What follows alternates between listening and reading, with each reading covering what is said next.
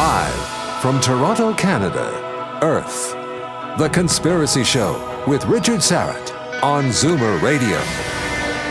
Thanks for inviting me into your home, RV, camper, taxi, your parents' well-appointed rec room with the simulated wood paneling, electric fireplace, and the painting of dogs playing poker.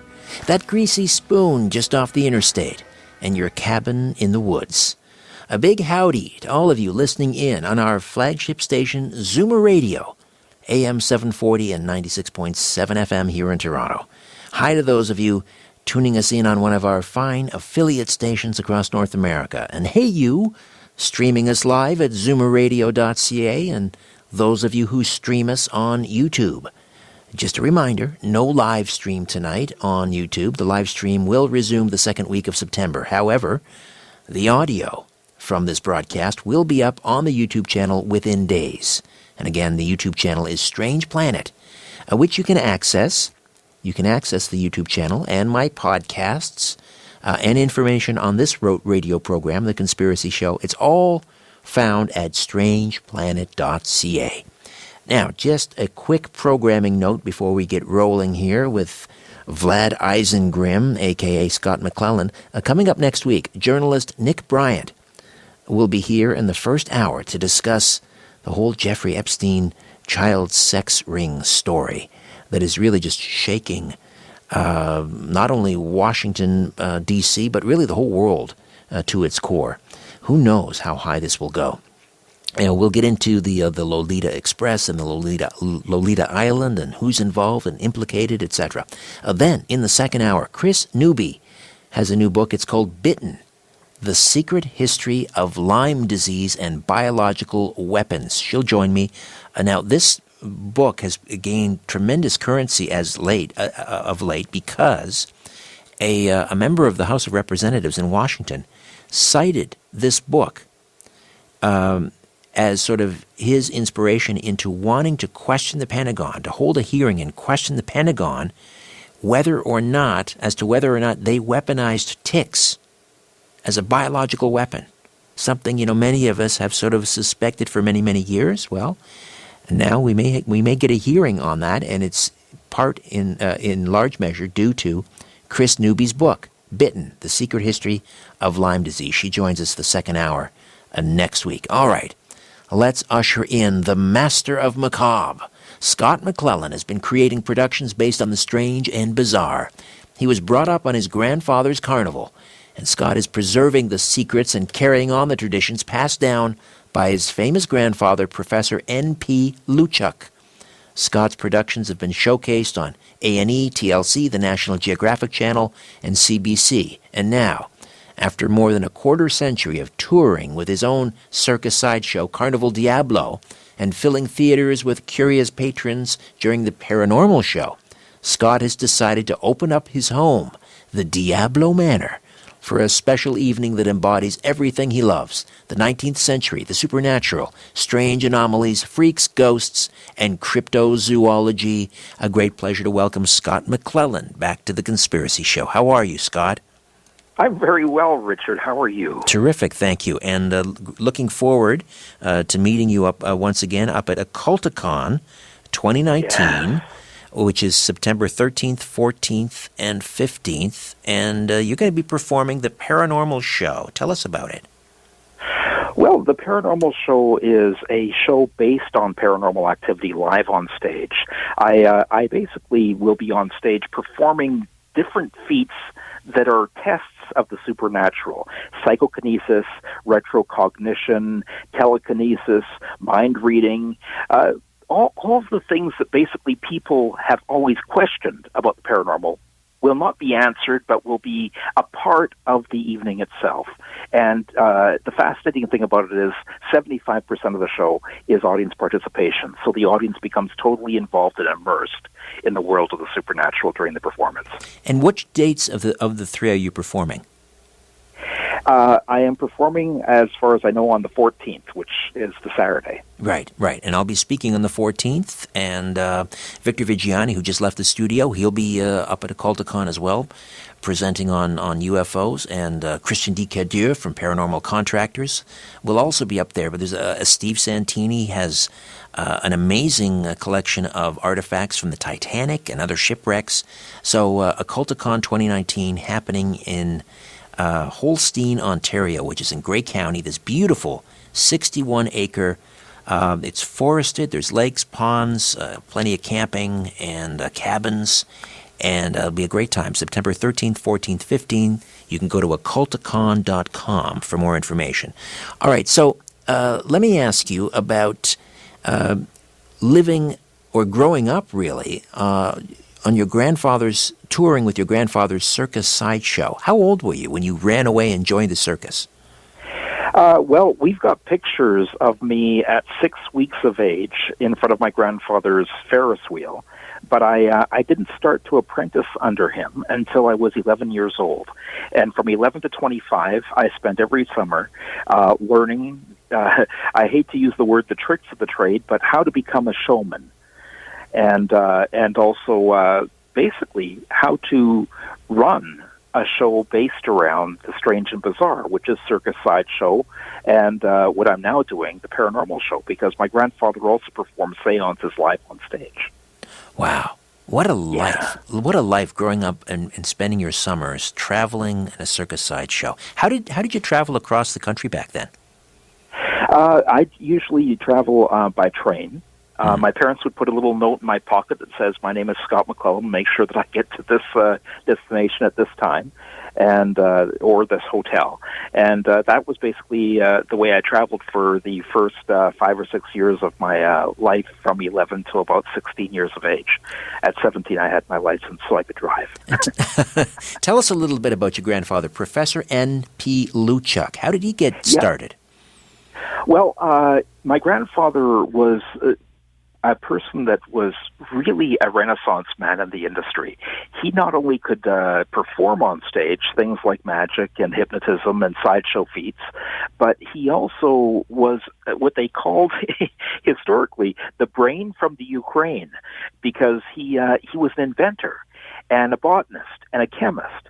And he invented carnival rides that are now being used all over the world, such as the teacup ride at Disneyland. Oh, wow. That's one of his ideas. Before he came along, all merry-go-rounds had horses on them that were stationary. And my grandfather, being an equestrian rider, thought, well, if I was a child and I wanted to be on a horse, I'd want to feel the horse beneath me. So he created the step mechanism that makes the horses go up and down on the merry-go-round. Wow. This guy was brilliant. So apart from performing, he was actually enhancing the circus and carnival industry constantly. Amazing. What a legacy. Yeah. And your grandmother was part of the show as well, wasn't she? Yes, she was. My grandmother could swallow 7 swords at one time. She's in the Sword Swallower Hall of Fame. Oh, my gosh. Yeah. What a lineage. My grandmother may have accidentally swallowed a darning needle, but that's about 7 swords all at once. Oh, yeah. My gosh. And what is the strangest thing, when your grandfather was running the sideshow, what was one of the strangest attractions? Well, it's funny. My mom said to me when she was a little girl, like when she was 4 and 5, and she used to be backstage during Grandpa's shows, she used to hate watching the shows because every day her mother would die. My grandfather performed what is known as Grand Guignol Theater, and that's theater of the blood on stage. Basically, it's morality plays with stage blood and really graphic illusions. My grandfather would use things like the same kind of guillotine that Alice Cooper uses in his stage show, where the head goes into the into the hole, and when the blade comes down, the head comes off. Well, Mom used to watch this from the side of the stage, and of course, my grandfather never brought my grandmother back on stage once her head came off. So to my mom, Sure. She was killed Wow. 3 times a day. So she absolutely abhorred the fact that she had to watch that kind of thing every day, because Grandpa had a different way of killing Mom every day of the week. Wow. Now, Yeah. Carnival I Diablo. know, it's strange. I'm sorry. You asked it. I answered. That's all right. He showed me when I was 11 years old. He took me to a show where a 75-year-old man was on stage, like an old guy, and this old guy came on stage. He was probably in his 80s. Like he looked like he was very frail, and he asked for a lady's purse from the audience. Now, this was 1977. So understand, a lady's purse back then was the size of a Cadillac. And Yes. and so he took a shark hook and he put it through his unpierced tongue and lifted the lady's purse with a chain attached to the shark hook. Oh. And I was only 11 years old, and this is like the kind of entertainment my grandfather was opening me up to. And at the time, I was not only aghast, but fascinated, and I thought to myself, one day I'm going to do that too. One day I'm going to put a shark's hook through my tongue. Yes, and now I do. I actually put a shark hook through my unpierced tongue, and I lift 45 pounds of stones in a basket on stage. Wow. So, Yeah. since you've purchased Diablo Manor, and you've got a lot of your exhibits, what's the status now of Carnival Diablo? Do you still go out summers with the big tent? Yes, I do. Carnival Diablo, the strangest show unearthed, tours every summer from May through September. And it's under a big top. I've actually taken time out of my life to purchase a large big top, build a banner line, and do it just like my grandfather did back in the 1920s and 30s. So it's a real throwback. The tent isn't made out of vinyl. It's made out of canvas. The poles are not made of aluminum. They're made out of wood. And the rope is not nylon. It's hemp. So it's like we're going right back to the olden days when it comes to the way the show was set up. Oh, God bless you. It's a real thrill to be on the road with it. And you don't travel by train anymore, I'm guessing. And I wish I did. Ringling Brothers used to do that. Yeah. But no, I don't travel by train. I travel by my own little gas-powered machine that magically just drives around for all it's worth. Yeah. Do you set up the big tent in the middle of the night just outside of town? Exactly. And then suddenly it just appears. Right. It's a beautiful thing. And some of the attractions you have currently touring, what do we call them? Geeks? Well, that depends. A geek is a person that actually bites the heads off of chickens or snakes. Okay. The only 2 performers under the big top during the tour is myself and Visago, the mechanical marvel. Oh, tell me about the mechanical marvel. Well, Visago is a 19th century automaton. And he's the grand finale to the show, and he's unveiled at the very end of the program. And when people see him, he's beautiful. He's a 19th century automaton that reads minds. And although he has been programmed as a clockwork type robot, like it's an old 19th century robot, for some odd reason he is capable of knowing what's in the minds of the audience. And it's a really great way to end the show because it's whimsical. It's like something that you could only dream about, and it's happening right in front of you. So people can go to carnivaldiablo.com to see where you'll be rolling through this summer? Yes. Yeah, we've, as a matter of fact, we're going to be setting up in a couple weeks in Spencerville on August 8th through the 11th in Mill Park. Right, that's up in the Ottawa Valley, right? That is correct. Terrific. And tell me about Carnival Diablo. You sort of settled in, and this is your home now. But is this place haunted? Oh, you're talking about the Diablo Manor. I'm sorry. What did I say? Yeah, the Diablo Manor. My apologies. Yes, the Diablo Manor. It's. Have you ever heard of the Orange Society? Yes. Okay. They're a fraternity like the Masons, right? That is correct. This was one of the very first Orange Society halls in the region. So the house wasn't just a house. It was actually a place where secret societies would actually gather on a weekly basis. Ooh. Secret passages? Secret passages, yes. Every doorknob has sigils actually carved into it. Every hinge on the doors has sigils carved into it. This place is magic, and I mean M-I-G-I-C-K. When I came across it, I had to have the place. This is one of the most unusual things I've ever seen in my life. Like it was built basically for rituals. Like the master bedroom is where the throne room used to be for the Orange Society. And it's a fascinating house. Of course, I've augmented it with my collection. So there's mummies and human shrunken heads and two-headed calves and even the skeleton of John Merrick himself, the Elephant Man. You have the skeleton of the Elephant Man? He is on display here at the Diablo Manor.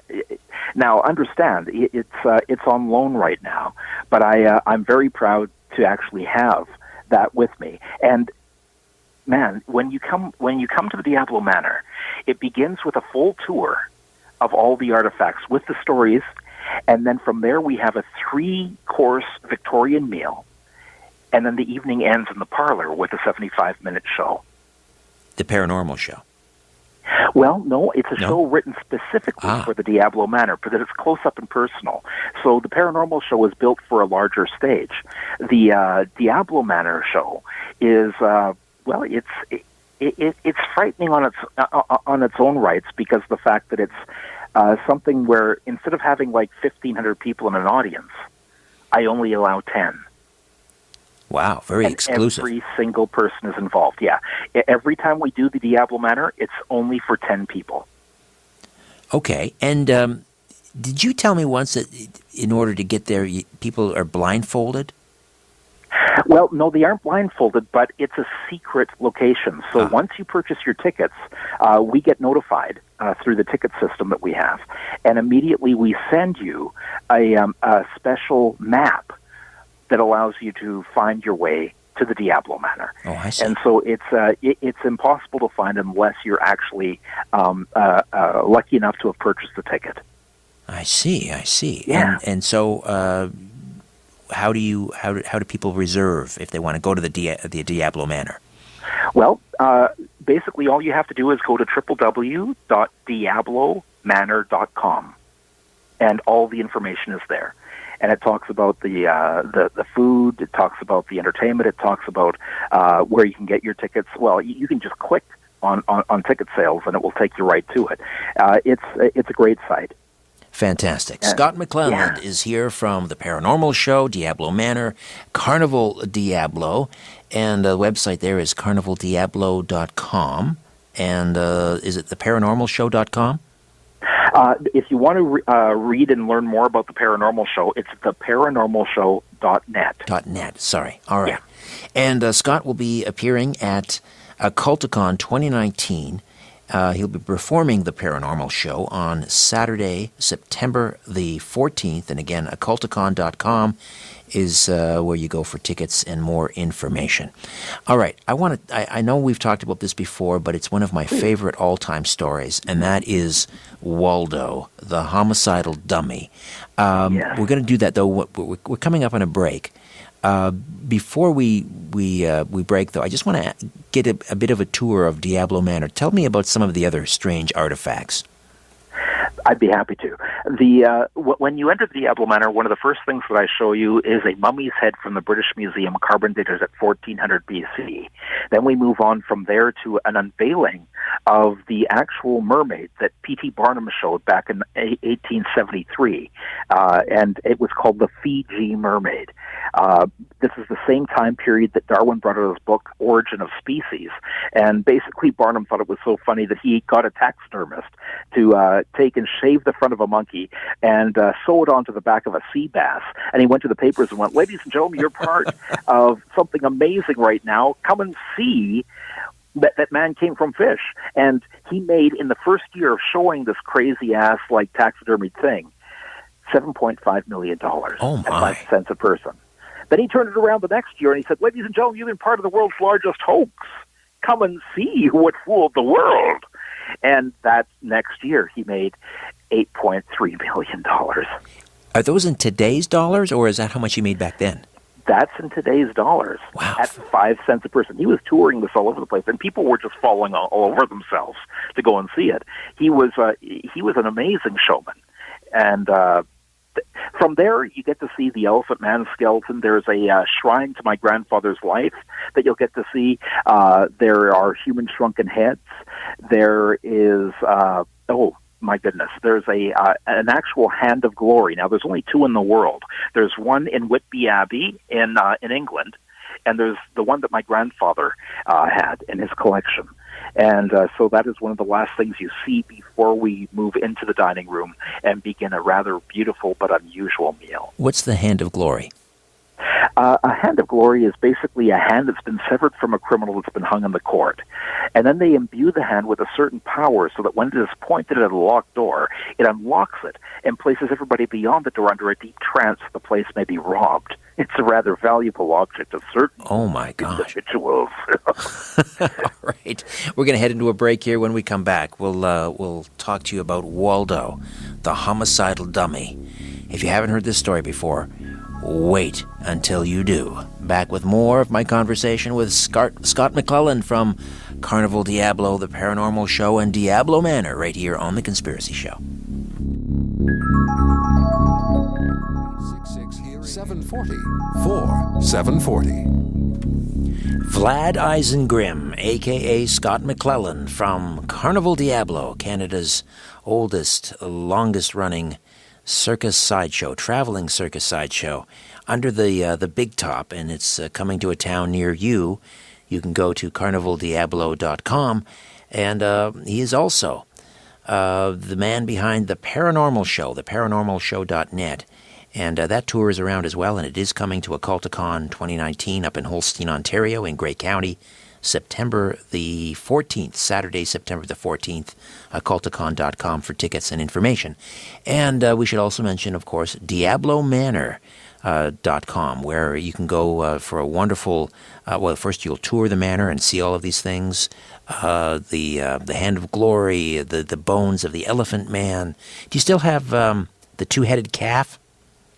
I do. That's actually my grandfather's very first freak that he ever showed.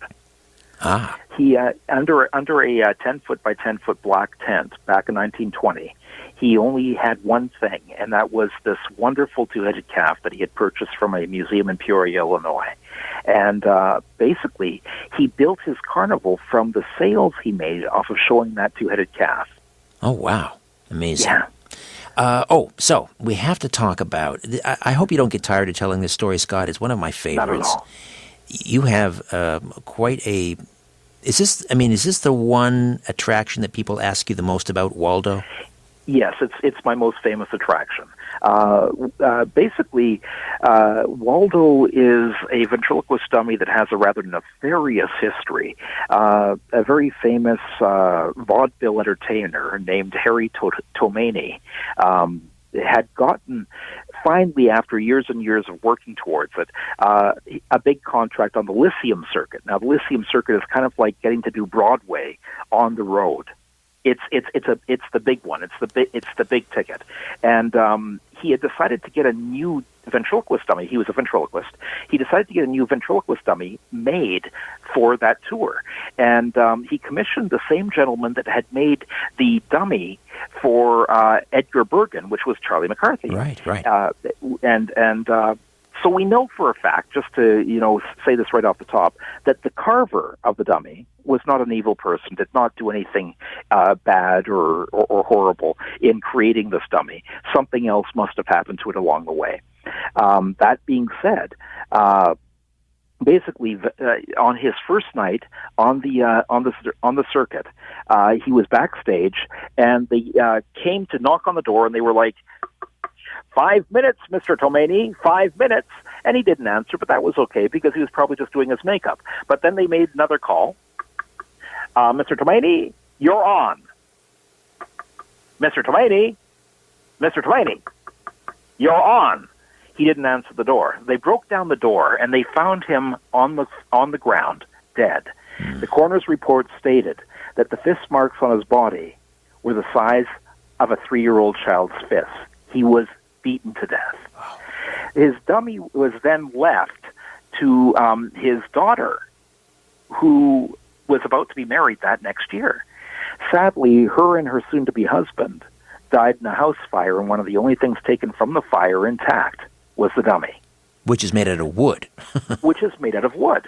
Now, the dummy was placed in the care of a vaudeville museum in the 1950s, because vaudeville had finally gone the way of the dodo, and TV was now king. And so this vaudeville museum showed it for 7 years, and after showing it for 7 years, the vaudeville museum exploded in a large gas fire, killing 7 people. And the only thing taken from the rubble, once again, intact, was the dummy. Wow. And so now the dummy was basically placed in state with the with the American government. Now, if you remember the end of Raiders of the Lost Ark, there's that point where the janitor is moving the Ark in a crate into a great big warehouse of crates, right, where it gets lost forever. Well, there is a place much like that in reality, and basically that's where Waldo sat in a box up until 1984. Whereas I caught wind.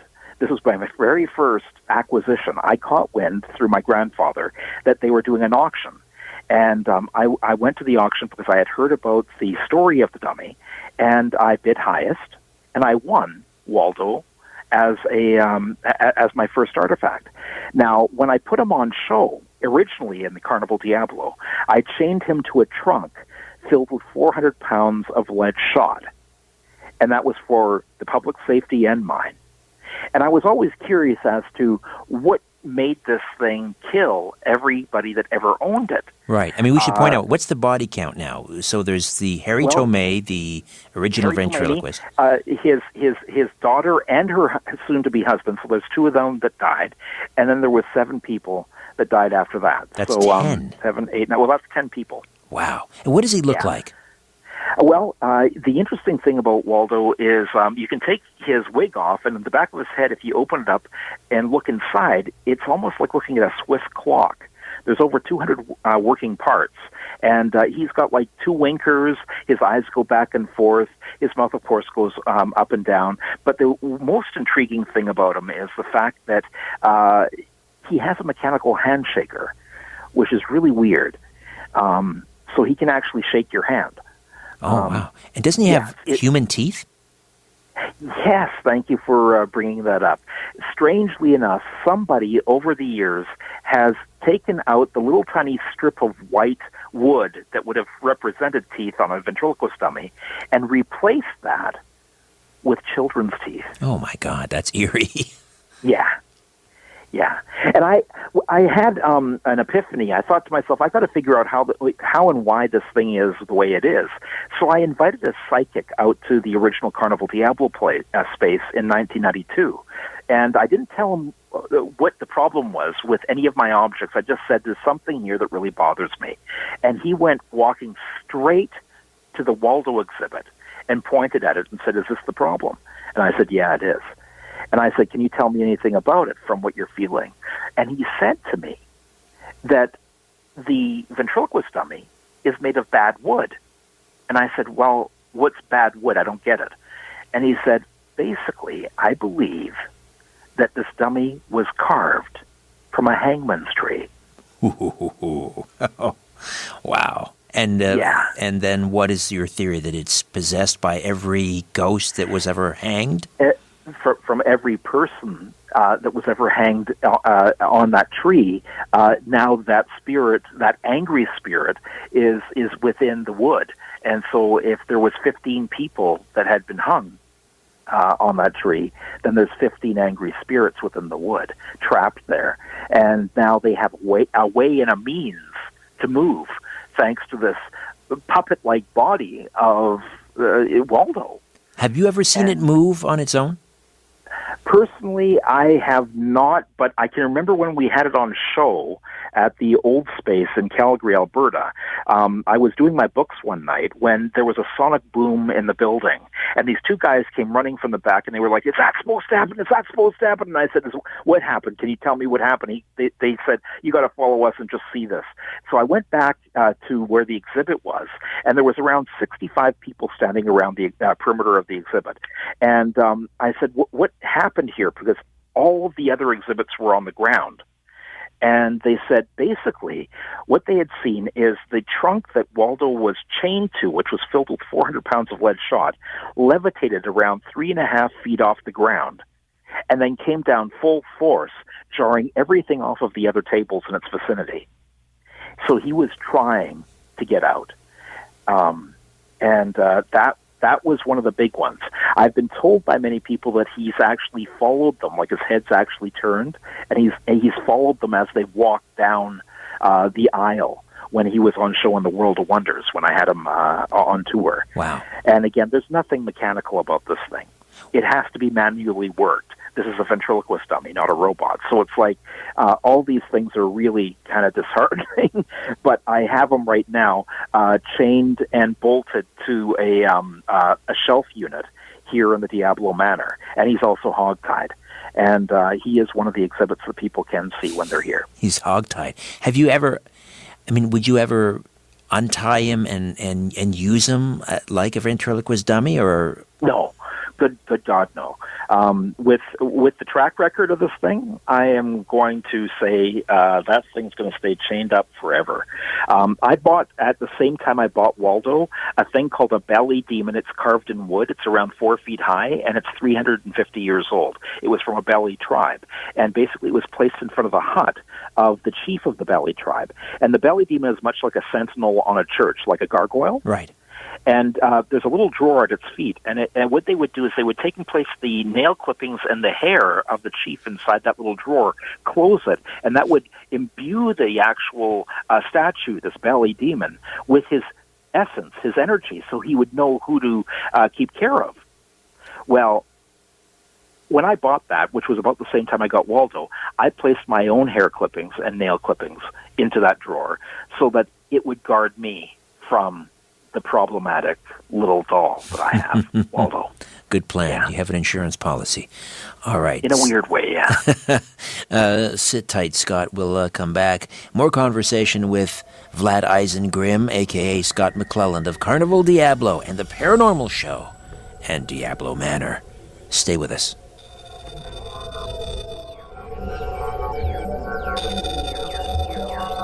The truth is not out there. It's right here. The Conspiracy Show with Richard Sarrett from Zoomer Radio. All right, welcome back. Scott McClelland stays with us. Before we get back to that conversation, I just want to remind you about my podcast, Conspiracy Unlimited, and new episodes drop every Monday, Wednesday, and Friday. If you love The Conspiracy Show, you're going to love Conspiracy Unlimited. Monday, Wednesday, Friday, brand new episodes. And we are fast approaching 3 million unique downloads since we launched about a year and a half ago. And it just keeps rolling along thanks to you. I appreciate it. If you want to listen and subscribe to Conspiracy Unlimited, two ways. You can just go to strangeplanet.ca. That's the website. And there's a button at the bottom there for the podcast, strangeplanet.ca. Or you can go right to conspiracyunlimitedpodcast.com. Conspiracyunlimitedpodcast.com. So, Scott, you must be excited about Occulticon. That sounds like just the perfect venue for everything that you do. You know, it's interesting. This is a brand new convention that's based around witchcraft, UFOs, lake monsters, Bigfoot, conspiracy theorists, basically everything that people are intrigued about in the world of the unknown. And that spans everything, like the world of the unknown. The Occulticon is really interesting because it delves into the dark magic. It delves into, well, of course, psychic ability. It's It's got some great speakers, including yourself, of course, and people like Steve Santini, who's had his own TV show, and also is, he has a huge collection based on the Titanic, and that will all be on show. Plus, I'm sure that he'll have a plethora of stories to tell himself. All the people involved are some of the best people in the industry when it comes to the form of weird, strange, and bizarre things that they know. Like each one is a purveyor of that certain specialty, I guess you could say. Like a person that knows about UFOs, that is what they know. That is exactly what you're going to go and hear about, and they're going to be able to tell you a lot about it because they actually are the best in the industry to be talking about it. This is not like just a group of people getting together that just want to chat about strange things. This convention is bringing together some of the most interesting people on the planet to talk about the unusual, the bizarre, and the supernatural. And what a great venue, because for people who don't know, Mythwood Event Grounds, it's like 61 acres. It's like gorgeous. Yeah, it's camping. It's the highest campground in Ontario, and in terms of altitude. And there's a lake, there's a pond, there's Cayman Mythwood has created a stone circle there, I guess, for druid ceremonies and so forth. It's truly magical. And sadly, the Occulticon is going to be performing for that 3 days, the convention, for the very last time there, because the Cayman's Mythwood, campground is closing at the end of the season. Yeah. So this will be people's last chance. And I know that he has plans to take the Occulticon somewhere else after that in the future. But for those that are really interested in having a wonderful experience, they should go to the Mythwood campgrounds this year, because this is the last chance they'll have to actually experience Mythwood. Right, and people can camp there for the full 3 days, or they could just stay for the day. September 13, 14, 15. And again, it's occulticon.com. I wanted to ask you, speaking of the occult, are you I won't say a fan, but are you keen on Aleister Crowley? I was going to say Aleister Crowley. What are my thoughts? Well, I'm a practitioner of the occult, and Aleister was a very intriguing, eccentric, and charismatic character in the history of the occult sciences. I've been getting deeper into it as I've gotten older. Originally, in writing things like the Paranormal Show, I was much more interested in the pseudoscience of ESP and of telekinesis, which is the movement of objects with the mind and things like that. But now I'm actually much more interested in my own personal life in the ritual of magic. And so I've been actually doing a lot of rituals here at the Diablo Manor when people are not around. Like, I'm actually, every time I have an audience here, when they leave, I do a house cleansing. I actually smudge my house, and I go through the whole ritual of cleansing it of any ill energy that may have been brought along with anybody that came through my door, because they're all strangers that are coming into my home. Sure. Yeah. I mean, Crowley was known as, I think they called him the Beast, and, one of the most notorious people, one of them in history. Do you think he deserved that rap, or was he just sort of playing that role?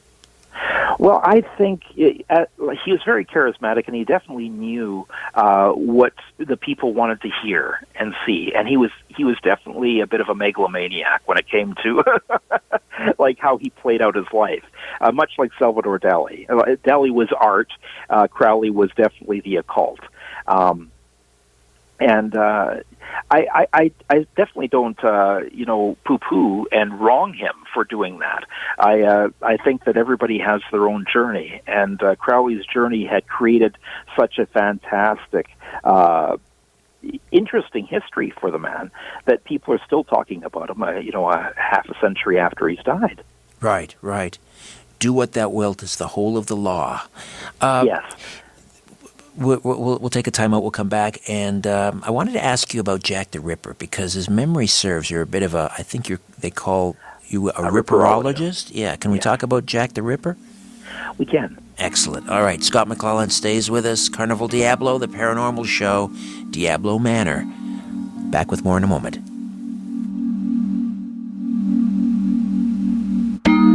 If you're sure your phone isn't tapped, call now. 416-360-0740 or toll free at 1-866-740-4740. Scott McClelland stays with us, the man behind Carnival Diablo, Canada's oldest and I guess only traveling circus sideshow. There's nobody else, right, doing this? Not under a big top. There are variety show entertainers that sometimes get together and will actually do a small sideshow at a theater.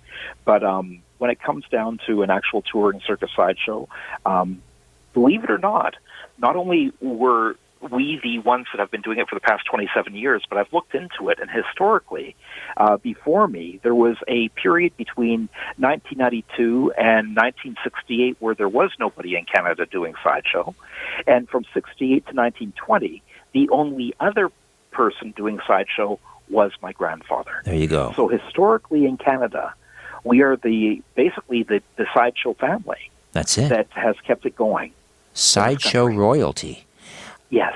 And as you mentioned earlier, you keep it faithful to sort of the 19th century, the Victorian era. What is it about the Victorian era that fascinates you so? Well, this was a time period where science and religion were clashing, and so there was a strong fascination in the spirit world, and that was, of course, the advent of spiritualism. And people were very interested in seances, in contacting the dead, speaking to the dead through different devices such as Ouija boards, pendulums, slates, pretty well anything that could make them talk to the dead. And of course, again, their interest not only in speaking to the dead was also just in the dead themselves, because there was this new thing called photography, where suddenly they had this need to take pictures of themselves with their dead relatives before they were interred into the ground. And this was called memento mori. This type of photography. And it's rather morbid, but it was a piece of history that, was a part of the Victorian time period. And you can still find occasionally in antique stores pictures of dead people with their relatives posed in some photo studio in the 19th century. Yeah, they prop them up as if they're sitting there, as if they're still alive, but clearly they are not. Practically, yes. It's very strange. And you mentioned spiritualism. Queen Victoria was also secretly very much into this as well, wasn't she? Yes, it was a huge fad throughout England and North America, and it was astounding. Like people would, go out to see seances. They would go out and partake in wonderful performances by people like the Davenport brothers, who would do a thing called the spirit cabinet, where they would be tied up inside of a closet-like cabinet on stage, which had been checked by the people from the audience, and they would manifest spirits, and violins would play, and plates would fly out of the cabinet into the air, and these people were tied up, so there was no physical way for them to have been doing any of this stuff. Really neat stuff, like the things that they created back then. And I extrapolate from that and try and pull that into the world that I'm playing in when I'm on stage. You'll be performing with that, doing something like that at the Paranormal Show at Occulticon? Yes, I will. And will you be doing a seance? Yes. I end the show with a seance, and it's hopefully there will be some poltergeist activity and other activity. It's a fascinating look at how a seance is actually produced and performed in front of an audience. I know that there is going to be another seance that will be taking place over the course of that weekend by some mediums, and that will be very interesting also. So there is a lot of really interesting things going on at the Occulticon to keep people on their toes and also very interested, because it's a fully immersive experience. And I know that you're also fascinated with Jack the Ripper, and there are, there's a sort of a community of people like yourself, and you're called ripperologists. Yes. What you have some artifacts that are connected to that case. Yes, well, when you come to the Diablo Manor, I actually have a part in my show where I reveal these artifacts, and we try and solve some of the Ripper's crimes, because he killed 5 prostitutes in Whitechapel, England. Mary Ann Nichols, Annie Chapman, Elizabeth Stride, Catherine Eddowes, and finally Mary Jane Kelly. But then he disappeared, and for a year, nobody heard of him. And then after about a year, in the New World they call America, at the Chicago World's Fair, over 12 more women were killed by the same modus operandi as Jack the Ripper.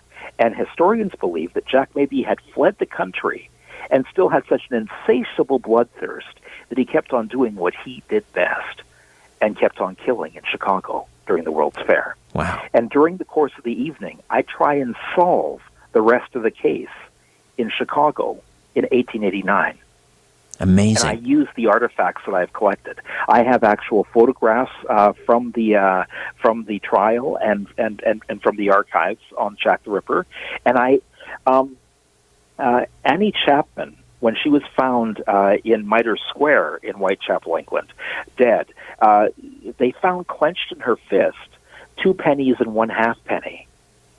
And I have fortuitously gotten my hands on the 2 pennies and 1 halfpenny that she was holding. Oh, wow. So it's in my collection, yeah. That's pretty macabre. Yeah. Now, what do you think? I think this came out earlier this year in the spring, where they did some genetic analysis on, I think it was a shawl that was found on one of the victims, and they did some DNA testing, and now somebody thinks that they've solved the case finally, and they're pointing to a guy by the name of Aaron Kosminski. He was a 23-year-old Polish barber, and apparently he was a police suspect at the time. Have you been following that? Yes, I have been. Mr. Kosminski could very well be the Ripper, although I think that we're never going to really know, because again, although that's where fingers are pointing right now, that was a long time ago. So I'm not sure if the DNA is really Kosminski's, or if we don't know, because James Maybrick was another man that they were looking at. Walter Sickert was another man they were looking at. These were Neil Cream. All of these people were really, like many people believed at the time, that they could have been the Ripper, and they had even purported to be the Ripper. And there was these letters from hell, as it were, as they were signed, that were sent to the commissioner. And that alone, some people think that maybe those were fake, just to create more of a mania attached to what was happening with the Ripper at the time. But other people believe that maybe he was just taunting the police with these crazy letters, where he would send a piece of the kidney of one of the victims, in the letter itself. Just really strange things that make you wonder. There was also the rumor that it was a member of the royal family. Do you remember that? Yes, I do. And that I have a hard time with. I don't know if that's a possibility. It's definitely that would be a shocker if it were true. But a person of that high profile, I really don't think could be walking around Whitechapel, England. Whitechapel wasn't a very clean and great place to be in back in the 19th century. It was dangerous. It was the ghettos of London, and believe it or not, at the same exact time that Jack was doing his killing, in Whitechapel, there was an itinerant showman showing John Merrick, the Elephant Man. Oh, wow. In 1888. It's true. And so it's kind of neat that that was happening at the exact same time. It all ties together. All right. So again, the Paranormal Show, and you can see it up close and in person at Occulticon 2019, September the 14th, up in Holstein, Ontario. Beautiful Mythwood campgrounds. Just go to occulticon.com. I'll be speaking there on the 14th as well. And rumor has it, Scott, we're going to be sharing a cabin. I'm looking forward to that. It's going to be a great time, a great time. There'll be some ghost stories shared around the campfire, I'm sure. Scott, always a delight. See you soon. Thank you. Scott McClelland, theparanormalshow.net, carnivaldiablo.com, diablomanor.com.